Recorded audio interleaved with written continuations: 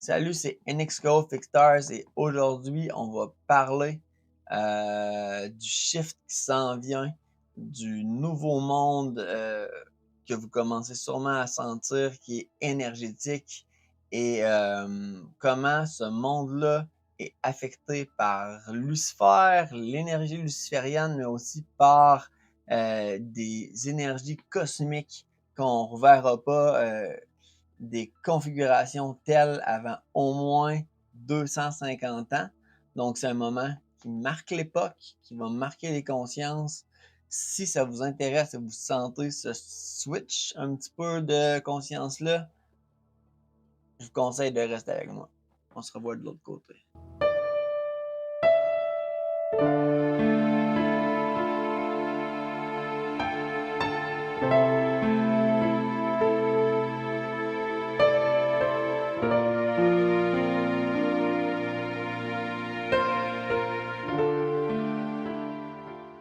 Donc, rebonjour, c'est NXCO.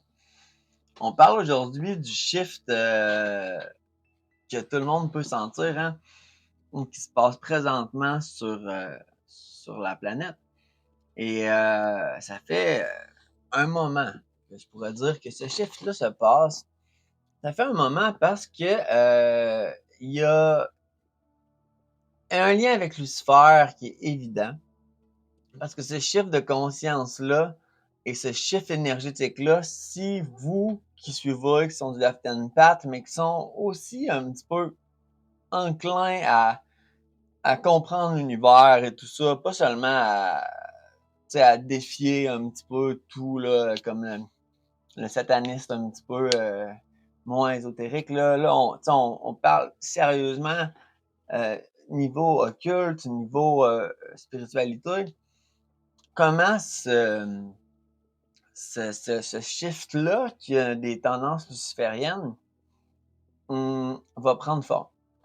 Donc, on va y aller avec l'astrologie. Moi, j'ai quand même plusieurs connaissances en astrologie que je pense que les gens qui parlent de shift-là n'apportent, soit en parlent dans leurs vidéos d'astrologie, des astrologues, ou soit en parlent en occultisme, mais sans apporter la perspective astrologique. Et la perspective astrologique est très importante, mais je vais essayer de vous faire ça super simple.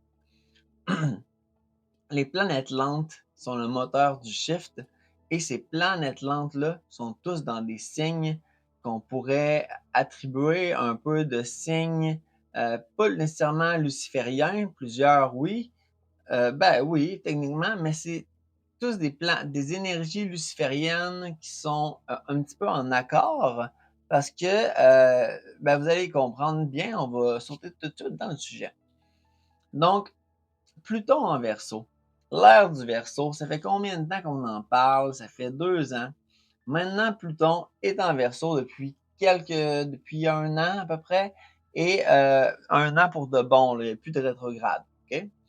Et Pluton en Verseau, ce que ça va faire, c'est que la destruction et la renaissance des vieilles idées concernant le collectif, la chute des systèmes, des contrôles de système, et ça, on a déjà commencé à voir un peu comment ça se manifestait, et la mutation comme radicale de la société, euh, tout ce qui était un peu luciférien. Et il y a beaucoup de gens qui me posent la question, Nico, la cabale inversée, semble-t-il, était beaucoup utilisée euh, avec Hollywood, etc. Et pourtant, Lucifer a une grosse importance dans le système de la cabale inversée, dans l'arbre des clépotes. Est-ce que le but, c'est pas de s'éloigner de ça? Oui, mais Lucifer réside dans Tamael, la sphère en haut qui est un peu gérée normalement par Satan et Moloch. Mais il y a une grosse philosophie à Tamael, ce sera pour une autre vidéo. Mais au-delà de Satan et Moloch, qui sont le principe un peu solaire euh, et le principe d'ordre Satan-Saturne, euh, il y a l'œil de Lucifer et il y a Lucifer qui transcende ces deux entités-là. Mais Bon, donc, tout ce qui était pu tout ce qui était secret, qui était caché, on a pu l'observer.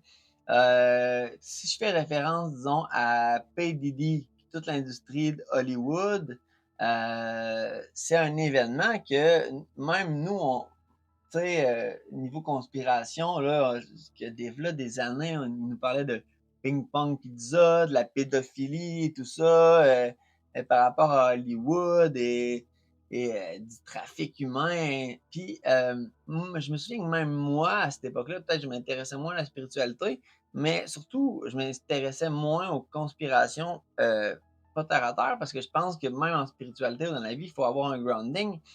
Et j'avais tendance à penser je savais qu'il y avait de la corruption, je savais qu'il y avait des conspirations, mais je trouvais que c'était un petit peu trop, flyé, genre, tu sais?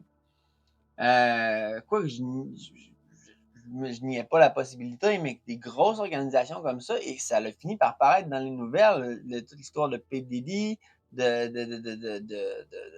fait, vous avez tous vu qu'est-ce qui se passait là-bas, là, la pédophilie et cetera, bon, c'est bon, ce sera pour, je couvrirai pas tout ce qui s'est passé, à Hollywood dans cette vidéo-là, mais par rapport au milieu du rap, à P. Diddy, hein, quand ça l'a sorti.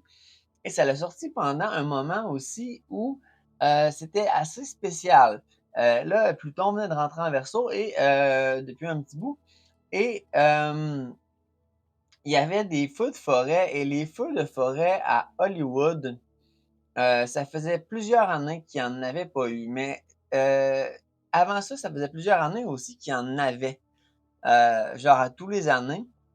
Et des feux de forêt comme ça, je veux dire, il y a eu plusieurs, comment je pourrais dire? Ça avait vraiment des tu sais, quand on voyait les images aux nouvelles, ça avait des scènes apocalyptiques, là. Tu voyais que les gens essayaient de se sauver, puis souvent, ça a eu lieu, en tout cas, surtout le dernier feu de forêt, dans les quartiers riches d'Hollywood. Donc, tu sais, je pense que la maison de Paris Hilton a été, tu sais, touchée, des trucs comme ça, les Jenner et bon, tous les grosses têtes d'Hollywood.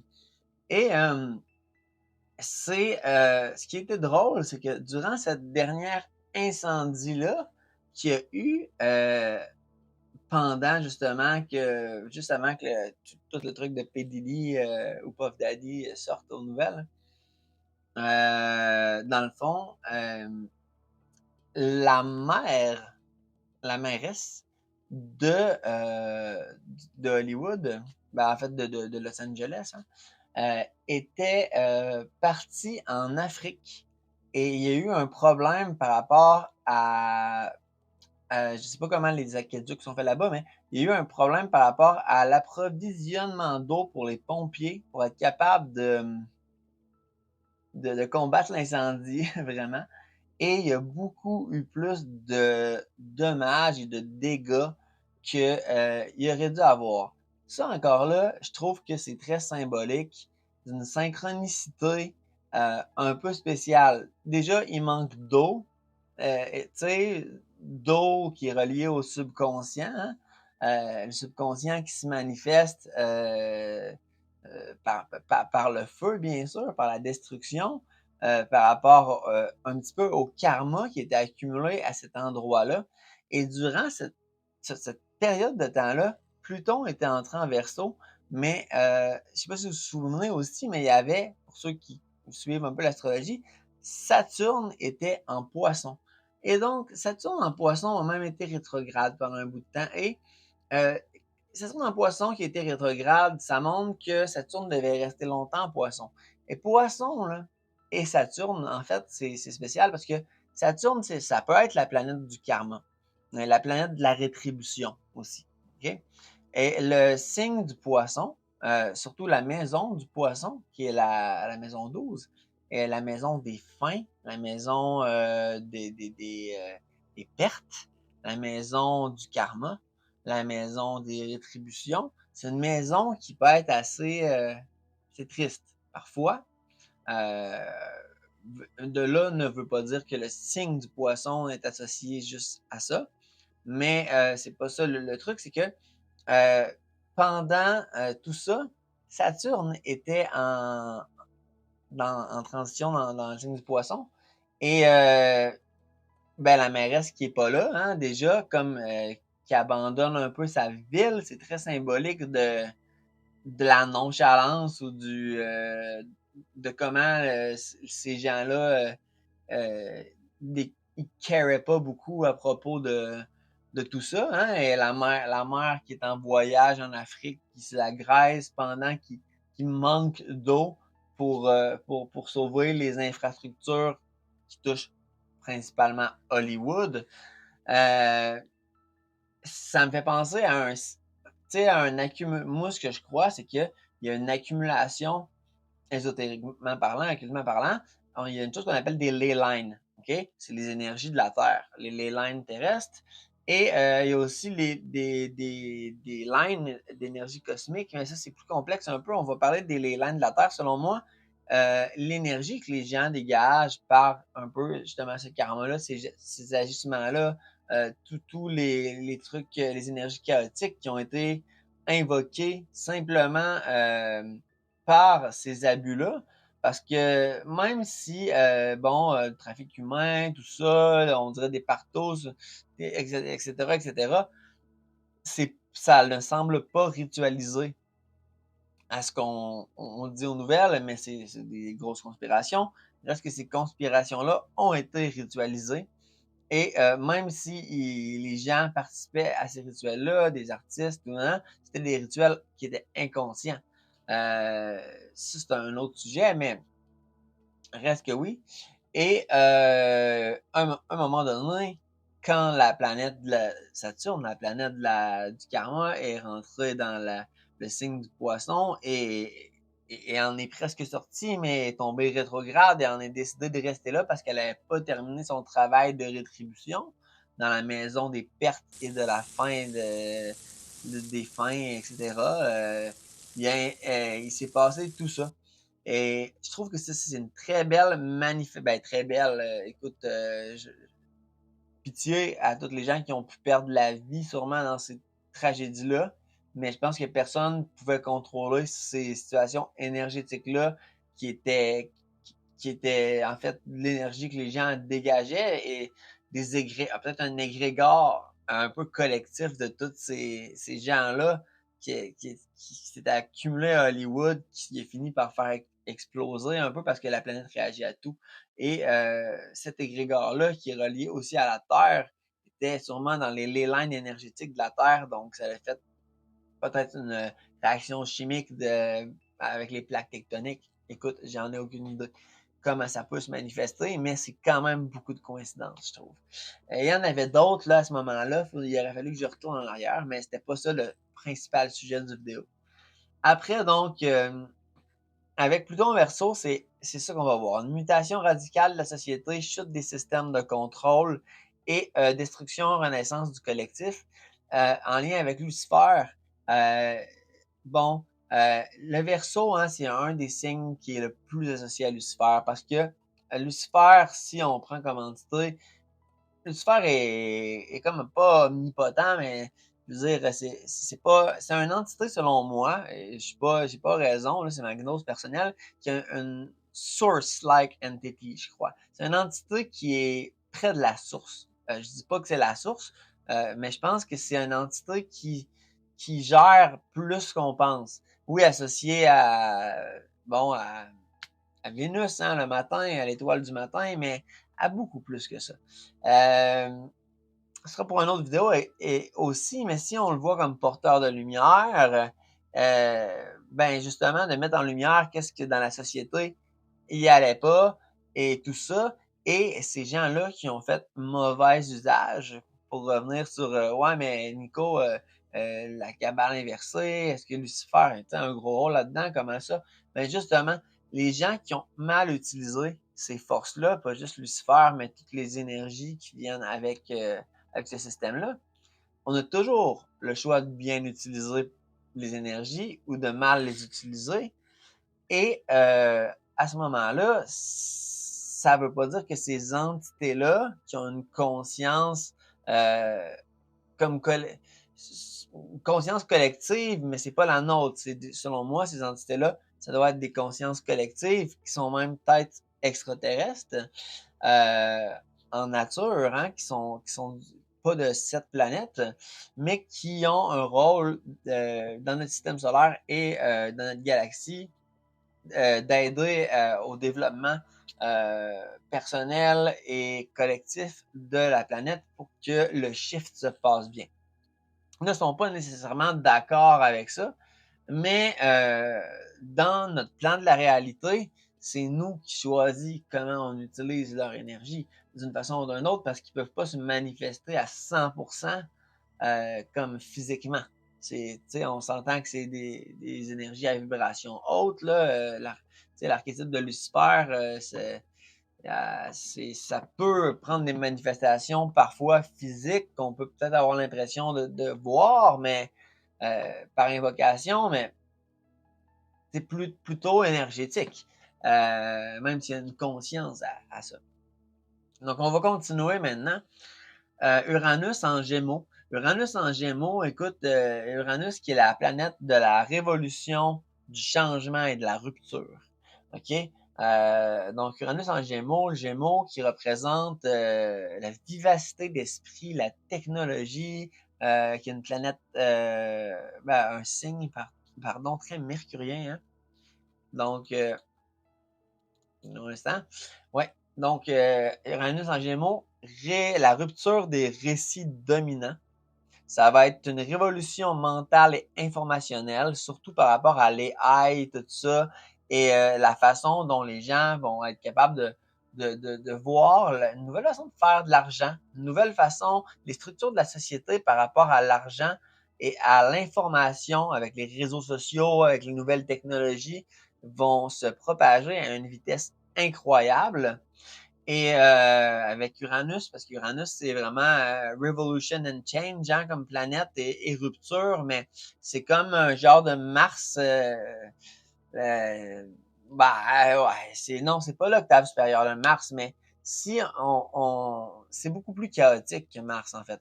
Parce que Mars, si on la canalise bien, ça va être une énergie dirigée, mais Uranus, qui est une planète, qu'au lieu de tourner comme toutes les planètes autour du Soleil dans le même sens, ben son anneau, c'est une planète qui a un anneau en plus. Au lieu d'avoir l'anneau dans le même sens que Saturne, elle va avoir l'anneau de l'autre sens, un peu en biais comme ça, et elle va tourner à une vitesse impossible, ben, genre à toute vitesse, mais dans le sens inverse de toutes les autres planètes. Donc, c'est comme très, très marginal. Là. Donc, c'est ça. Et puis, ça va créer, grâce aussi à Uranus surtout, et aux Gémeaux, qui est beaucoup sur la curiosité, tout ça, un éveil accéléré de la conscience. Et pas seulement à cause qu'elle est placée en Gémeaux, mais on va continuer. Neptune en bélier maintenant, c'est quelque chose qui vient, c'est le feu hein, dans tout ça. Et Neptune, c'est la planète des idéaux, idéalisation, des rêves, des fois des illusions, des fois c'est une planète qui est dure à grasper. C'est une planète plus spirituelle. Les gens ont de la misère à saisir un petit peu, mais en bélier, vous allez voir que c'est très facile à saisir.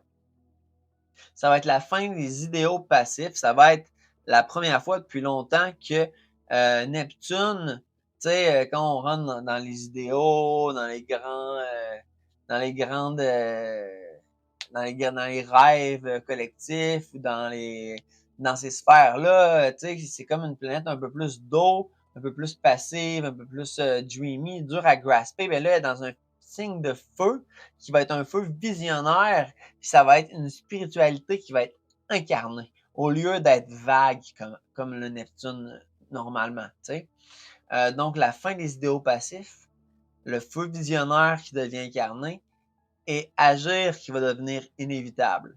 D'une certaine façon, les énergies vont forcer à ce que ça agisse. C'est sûr qu'on va devoir agir, mais sur 6 millions d'habitants, les choses vont se bouger. Ça suit ou ça suit pas. Là. Chacun va avoir, selon son signe, plus de facilité ou de difficulté à se faire à ce nouveau shift-là. Et on n'ira pas voir signe par signe, mais je vais quand même nommer plus tard quel signe est va être plus à l'aise, moins à l'aise ou plus neutre. Bon, ces trois forces ensemble activent la fonction luciférienne qui est révélée, brisée et illuminée par le réel. C'est ça qui est important. OK? Donc, il y a un autre événement qui est très important dans ce nouveau monde-là et dans le shift qui s'en vient, qui n'est pas encore arrivé. Donc, Saturne conjoint Neptune en bélier. Laissez-moi simplement vous expliquer ce que ça veut dire pour les gens qui sont moins astrologie. Saturne, comme on parlait tantôt, qui est la planète qui distribue le karma, nanana. Bon, ça c'est tel que tel en poisson, mais quand elle change de signe, elle peut changer un peu de couleur, disons. Sauf qu'elle reste toujours, Saturne, la planète des limitations, la planète du temps, la planète la concrétisation. Si on parle ici, ce binan, là, dans l'arbre kabbalistique, la vie, ou comme vous voulez, dans l'arbre de la mort, ici, c'est Ariel, mais c'est la sphère ici que, bon, vous avez la source qui mène à l'énergie ici positive, masculine, qui donne la première impulsion, qui n'a pas encore de forme, qui passe à travers de la sphère du zodiaque et qui va aller prendre forme ici. Donc, c'est aussi la forme et la structure Saturne. Et Saturne qui va aller faire une conjonction avec Neptune en bélier, ça va, donc les visions et les idéaux vont prendre forme dans le réel. Et la conscience des rêves, des idéaux du peuple, de tout cet ensemble-là, parce que les trois planètes travaillent ensemble par ce qu'on appelle un jeu de sextile et de trigone, qui sont des aspects harmonieux. C'est ça qui est spécial, c'est que ces aspects-là et ces planètes-là, dans ces signes-là, c'est l'événement d'une époque. Il ne faut pas oublier que nos petits-enfants, moi je n'ai pas d'enfants, là, mais si vous avez des enfants ou des petits-enfants, ou peu importe, ils ne seront jamais témoins d'un moment où l'alignement planétaire est comme il est maintenant. Ça, c'est impossible. Ça ira pas avant minimum 250 à 300 ans pour qu'on retrouve un alignement planétaire dans les mêmes signes. Chaque planète, même, ouais, c'est ça, dans le même signe, exactement. Et encore là, quand je dis dans les mêmes signes, Pluton en Verseau, bon, 250 ans, mais les autres, ça va peut-être être dans un différent signe de feu, un différent signe d'air, fait que ça peut aller à peut-être 400 ans en montant. C'est très complexe. Ça se peut même que jamais, au degré près, là, ça se peut qu'on ne vive jamais exactement un événement comme ça. Donc, Saturne qui va arriver bientôt vers Neptune qui est maintenant en bélier ou qui rentre dans quelques jours, je crois. C'est fin janvier. Donc, les visions doivent prendre forme, la conscience doit s'incarner, le spirituel peut plus rester abstrait, les idéaux non plus. Lucifer, ici, n'est pas céleste, il est incarné dans l'action. Donc, le principe luciférien va être incarné dans l'action et va être le principe luciférien actif, du feu, de l'air, de ce qui représente beaucoup Lucifer. Donc, de la révélation, de l'illumination, du changement, de la prise de conscience. Mais encore là, c'est ce shift-là et n'a pas le choix de se passer. Hein. Les énergies planétaires, c'est quand même quelque chose qui influence beaucoup la Terre. Mais encore là, les humains vont devoir, même si c'est Lucifer ou l'archétype de Lucifer a un gros rôle dans ce switch-là qu'on sent tous depuis un bout de temps, certains qui sont plus sûrement, qui sont plus enthousiastes par rapport à ce shift-là de conscience que d'autres. Parce que oui, les consciences vont s'élargir, oui, les vibrations des gens vont s'élargir, et, mais c'est pas nécessairement confortable, hein, un chiffre comme ça. Mais c'est les gens qui vont devoir embody ou incarner cette essence luciférienne-là. Même si on ne met pas le mot Lucifer dessus, ça reste l'essence luciférienne. Que les gens se l'avouent ou pas. Donc, le chiffre collectif, il va être vécu différemment selon les signes. OK? Même si tout le monde vit ce changement, ce changement-là ne va pas se vivre de la même manière pour tous les signes. je peux quand même y aller tout de suite avec les signes en forte tension par rapport à ce changement-là. OK? Le cancer, parce que, bon, ça va être les signes qui vont être en carré, en opposition aux signes actifs Bélier, Gémeaux, Verseau. Donc, le cancer, ce que ça peut faire, c'est un signe qui est beaucoup dans le passé. Donc, une perte de repères émotionnels, insécurité, une mémoire familiale qui va comme s'activer. Capricorne, l'effondrement des structures de contrôle, Pluton, moi ça me fait rire parce que Pluton en Verseau, ça a quitté le Capricorne, c'était terminé l'abus de pouvoir, terminé les structures de contrôle. Là. On le voyait, moi j'avais hâte. Donc Capricorne, effondrement des structures de contrôle, mais ça va se répercuter dans les personnels. Les Capricornes aussi, impression d'un peu de moins comprendre, perte de contrôle, comment le monde fonctionne, remise en question de l'autorité et du rôle social. Donc, ça, c'est quand même déstabilisant pour un Capricorne, normalement.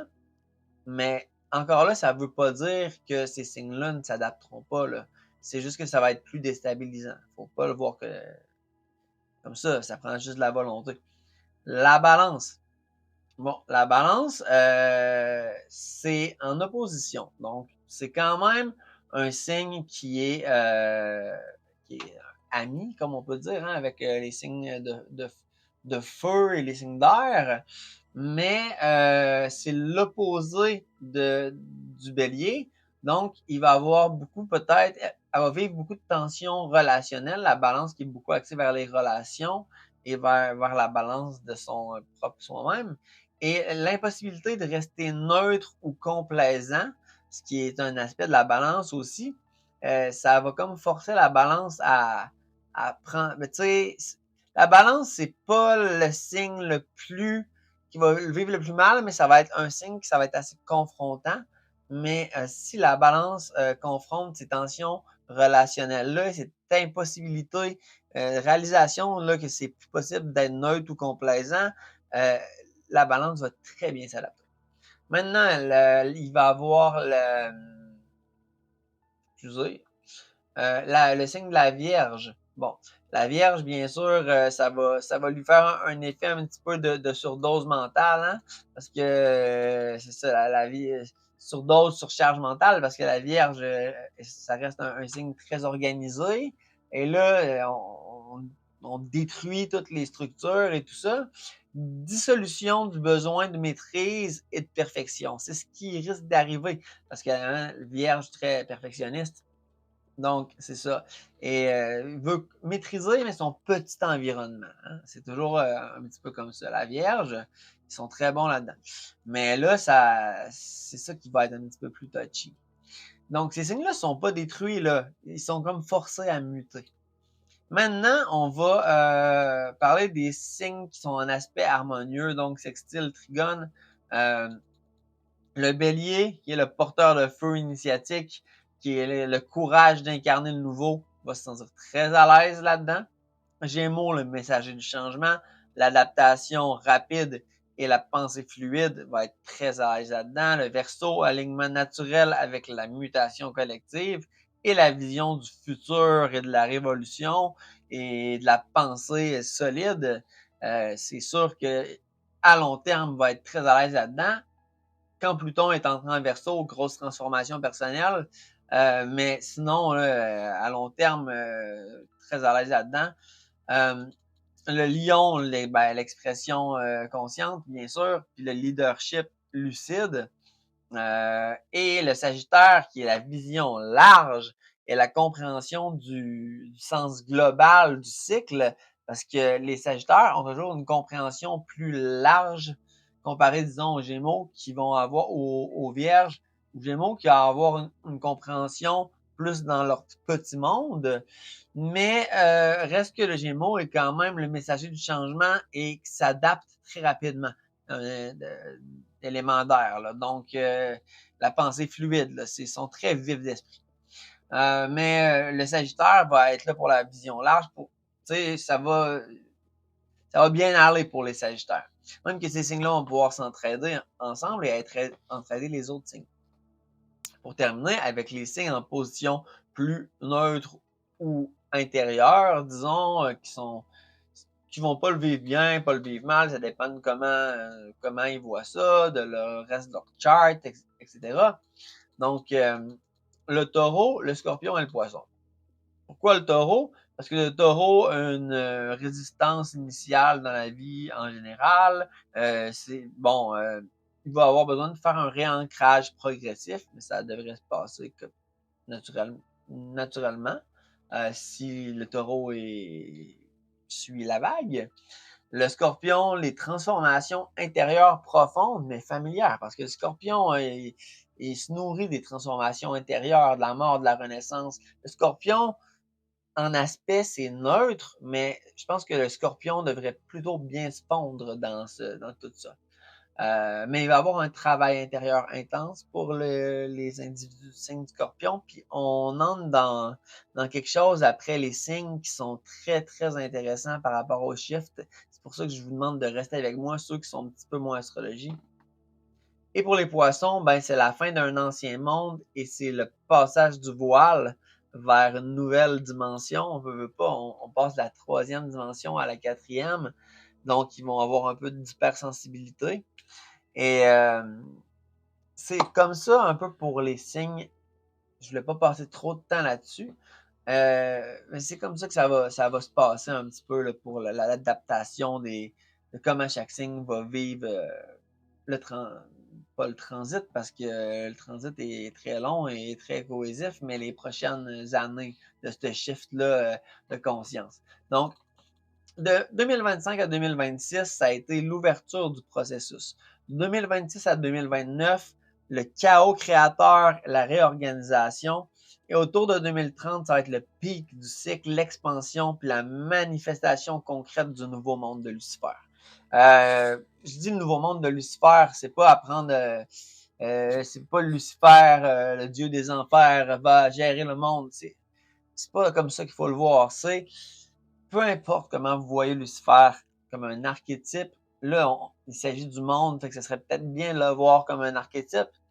Même si vous le voyez comme une entité consciente, un égrégore, un social memory complex qui vient, une entité un peu extraterrestre, une conscience collective extraterrestre qui vient d'un système solaire pour supporter le changement. Bien sûr que c'est ça, là, ça va être la manifestation concrète du nouveau monde avec les principes lucifériens. Ça va être autour de 2030. Parce que, oui, Pluton va rester très longtemps, jusqu'à, je pense, 2000. Oui, il reste 20 ans en Verseau, 22 ans. Mais ça ne veut pas dire que ça va être 20 ans de transformation nécessairement, mais les premières années, c'est toujours quand les planètes importantes, les planètes lentes, rentrent dans des signes, dans des nouveaux signes assez spéciaux, forment des nouvelles alignements qui sont assez extraordinaires, disons révolutionnaires. C'est là que là, ça commence, là et les prochaines années qui suivent. Donc, c'est une nouvelle ère. C'est un moment, c'est le moment de l'époque. Genre, c'est vraiment un moment unique. Oui, c'est le moment de l'époque. On est chanceux moi, je me considère chanceux de vivre le moment qui s'en vient. Et ça ne fait que commencer. Donc, il y avait quelque chose, un point essentiel que je voulais ajouter qui est vraiment très important. Ce chiffre-là, c'est pas juste un changement de structure, d'idée, un changement planétaire, un peu bénin qui va affecter certains signes plus que d'autres. C'est vraiment un changement de conscience. Les vibrations de la Terre vont monter, on change carrément de dimension, de densité. En fait, les êtres humains n'auront pas le choix de suivre et ce qui va se passer, c'est que la conscience va s'élargir, donc ça ne veut pas dire que ça va être un monde parfait, même s'il y a une révolution qui prend place, tout ça. Ça va être un monde beaucoup plus lucide, hein, justement, de là l'association avec Lucifer, et ça va être un monde beaucoup plus éclairé. Les perceptions extrasensorielles, selon moi, vont être, pour la majorité des gens ouverts à ça, vont être plus présentes, les habiletés psychiques, et aussi la haine, à la haine et l'amour des autres va pas être si comme les choses vont pas être si bénin. On n'aura pas de la haine pour des gens pour des détails aussi bénins que présentement souvent on a, et l'amour aussi ne sera pas aussi comme bénigne. Ah, j'aime cette personne-là parce que si ça, j'aime, tatati, tata. Les idéaux vont prendre un plus grand ampleur émotionnelle, psychologique, sur tous les plans, là, causal. Écoute, donc c'est ça que le shift est en train de faire. C'est vraiment un gros changement de conscience, mais le point sur lequel je vais mettre l'accent, le plus important du vidéo, c'est que c'est une période massive de shadow work, OK? Collectif. Il y a certaines personnes, il faut le dire, qui vont pas vivre ce cycle-là en surface. Certaines vont le vivre plus en surface, en effet. Il y en a qui se sont incarnés, selon moi, sur la planète par un contrat d'âme. Ça, vous pouvez dire que c'est des croyances personnelles, c'est de la gnose personnelle, mais j'en suis certain. Donc, se sont incarnés sur la planète pour porter un contrat plus lourd un peu, pour processer des traumas plus anciens, souvent intergénérationnels, de leur famille, et même collectifs parfois, des fois intergénérationnels collectifs. Donc, on voit clairement en astrologie, ces personnes-là, souvent, ça va être les personnes, si vous voulez savoir, c'est vous, là, chez qui, dans votre chart, les planètes lentes, comme on a parlé un petit peu, hein, Pluton, Neptune, Uranus et parfois Saturne, ces quatre-là, sont très proéminentes dans votre thème astral, ont des placements importants, renforcés par des conjonctions, des aspects positifs, renforcés par les dignités planétaires, ou renforcés parce qu'ils sont tous dans le même coin, ou, tu sais, pour ça, vous pouvez voir un astrologue, mais ceux qui savent qu'ils ont des planètes très proéminentes, que c'est des planètes lointaines, souvent, c'est ces gens-là qui vont processer le plus de trucs. Peut-être pas nécessairement les seuls, mais c'est une bonne indication. Donc, ces personnes-là vont ressentir, pour les gens qui le ressentent depuis le début, plus d'intensité, plus de fatigue, plus de chaos intérieur, plus de confrontation avec soi-même, avec son passé, ses traumas, avec son ombre. Et pas nécessairement parce que ces personnes-là vont mal, elles vont mal. Oui, peut-être que ça a manifesté dans leur vie que présentement, c'est pas le meilleur moment de leur vie. Certaines, oui, certaines non. Ceux-là que c'est le cas, ben justement, ça a manifesté ça pour que pour que le travail soit fait, commencé, puis que ça permette de les illuminer et de contribuer à ça. Parce que il y a un truc qu'il faut savoir, c'est que dans le shift qu'on est présentement, OK?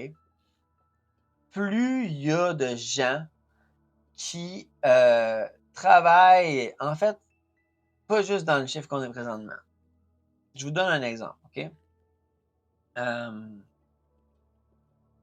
Une personne qui va faire un travail de l'ombre, même pas transgénérationnel, OK? Qui va faire un travail sur soi-même, sur ses traumas, sur son enfant intérieur, un travail de développement personnel assidu, complet, et qui va réussir à aller le plus profond, parce qu'on peut jamais être parfait, mais le plus profond jusqu'à ses racines, va vibrer en termes de vibration et qui va réussir à l'intégrer parfaitement, comparé à une personne qui va soit pas en faire du tout, ou bien faire une petite thérapie à l'adolescence pour la dépendance, ou pour n'importe quoi, mais qui va pas trop s'accrocher à ça, puis qui va rester avec ses idées préconçues. Une personne qui travaille vraiment sur soi-même va vibrer au moins 20 000, 50 000, 100 000 fois plus J'ai entendu dire personnellement, mais je peux pas donner de chiffre, mais jusqu'à 1 million fois plus qu'une personne qui s'en fout, là. Donc, ça prend peu de personnes qui font un processus comme ça. Donc, un travail de l'ombre ou un travail de trauma personnel, intergénérationnel ou même collectif intergénérationnel. Ça en prend un certain nombre, peu, disons, pour faire augmenter la vibration de la planète en quatrième dimension. Donc, tu sais, en haut en quatrième densité, ce qui fait changer un peu les densités, ça va être la façon dont la planète va vibrer. Et, euh, et c'est ça, en fait, c'est que ces gens-là qui se seraient incarnés par des contrats d'âme sont là pour processer beaucoup plus de trauma ou d'énergie intergénérationnelle que d'autres. Tu sais, si on compare ça à disons, une initiation dans les clépotes, il y a des gens qui ça pourrait détruire, là. C'est pas tout le monde, c'est pas fait pour tout le monde, ça. Ceux qui sont pas capables de se confronter soi-même ou quelqu'un de trop narcissique qui va faire son initiation dans les clépotes, souvent va soit pas la finir, puis se construire un ego autour de ça, devenir le plus puissant, tu sais, le genre de gens qui délirent que c'est les plus puissants vampires clipotiques. Non, là, c'est pas très groundé terre à terre, là. Bon, c'est ça.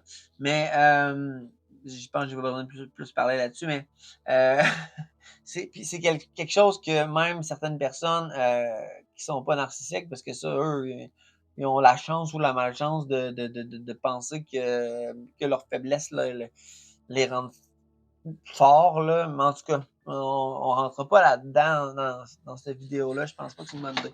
Mais en général, c'est pas fait pour tout le monde. Ça pourrait détruire certaines personnes plus que d'autres. Il faut être prêt à le faire.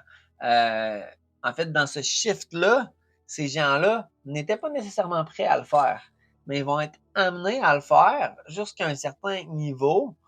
Pas nécessairement un niveau qui ont signé le contrat avant, mais pour l'incarnation, ou peut-être que oui. Je veux dire, je connais pas, je suis pas Dieu, j'ai pas le dogme de la réincarnation. Mais une chose que je sais, c'est que c'est sûr que ces personnes-là vont avoir un travail à faire plus grand que d'autres.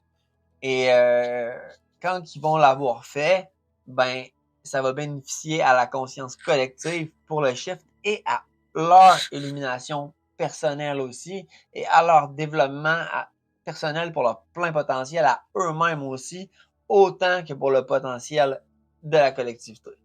Et c'est triste, mais c'est comme ça. Ben, c'est triste et non, mais c'est comme ça que ça se passe. En même temps, ces gens-là, c'est eux qui vont récolter le plus euh, au niveau personnel. Et donc, c'est vraiment comme ça qu'on vit ce cycle-là et que ça se passe. Et ça, c'est totalement aligné avec Pluton, Neptune et Uranus activés en même temps. Puis, c'est une incarnation consciente dans une époque très lourde pour libérer quelque chose qui dépasse l'histoire personnelle. C'est vraiment ça qui se passe. Donc, moi, je vous propose un tirage avec l'oracle des étoiles fixes, justement, ça fonctionne avec Stars Empire. Les étoiles fixes qui sont des étoiles qui sont dans les constellations du zodiaque ou dans d'autres constellations qui sont aussi loin que celles du zodiaque, qu'on connaît moins. Et c'est toujours des cartes qui ont une double nature planétaire pour ceux qui connaissent l'astrologie. Donc, tu sais, telle étoile peut être de nature de Mars et Jupiter, disons, un autre de Saturne et Vénus. Donc, on va brasser un petit peu, comme centrer, une petite guidance pour le. J'ai le goût de faire ça intuitivement, comme ça, pour le plaisir. Vous me direz si vous aimez la forme un peu de tout ça. Pour le cycle à venir, guidance pour tout le monde tu vois cette vidéo-là. Donc, on y va. Danse.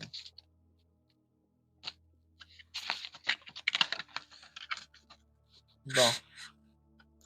Donc, la carte qui est tombée, je la montre, c'est Alderamin. Bon, la souveraineté masculine de nature de Jupiter et Saturne.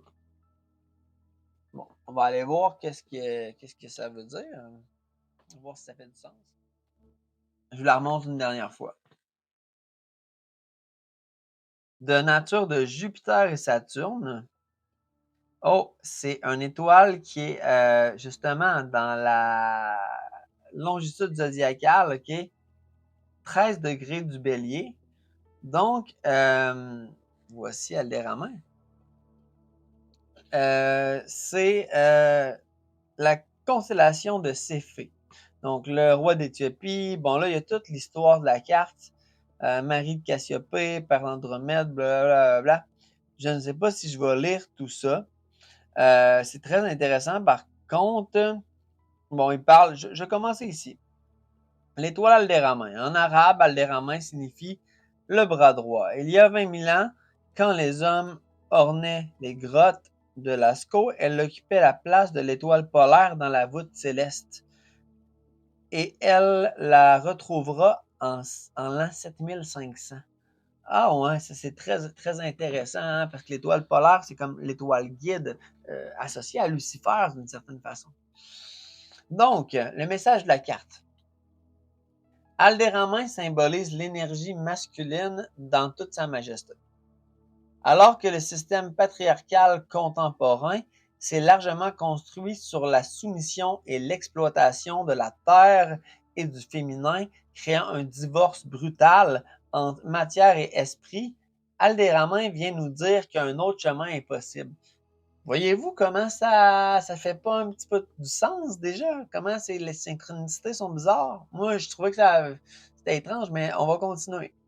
Cette étoile nous oriente vers une force masculine équilibrée, respectueuse des cycles de la nature et qui coopère avec le féminin. Elle élève Jupiter et concentre, bâtit Saturne. Donc, Saturne qui est une force qui ordonne, oui, mais aussi une force qui donne la forme à l'énergie du will, qui peut être une force féminine primordiale, et Jupiter qui est masculine primordiale. Le symbole du roi primordial représentant l'ordre céleste, celui qui rétablit l'équilibre et l'harmonie du monde. L'une des figures les plus proches de cet archétype est celle du Melchisedech, littéralement roi de justice, qui apparaît à Abraham dans l'Ancien Testament et règne sur Salem, la paix. Alderamin nous rappelle ainsi que notre pouvoir dans son versant masculin doit se baser sur la dignité, le respect et la bienveillance plutôt que sur l'agression et l'oppression. Wow! Honnêtement, ça fait quand même assez du sens, hein, que ce soit une constellation de l'article. Donc, Alderamin. Et voilà. C'était l'ancienne étoile polaire en plus. Donc, on change de cycle bientôt. Si vous avez aimé cette vidéo-là et si vous aimez la petite formule avec une carte d'oracle pigée à la fin, surtout celle des étoiles fixes, laissez-le dans les commentaires. Activez la cloche, abonnez-vous, ça m'aide énormément. Et je suis curieux de savoir, vous, comment vous vivez le shift d'énergie. Est-ce que vous sentez, pour les gens qui se sentent plus lourds un peu, est-ce qu'il y en a de vous qui sentent qu'ils processent plus d'énergie que d'habitude? Laissez-moi savoir dans les commentaires. Je vais vous répondre, c'est sûr et certain. Je vous dis à la prochaine, aux prochaines vidéos. Peace out.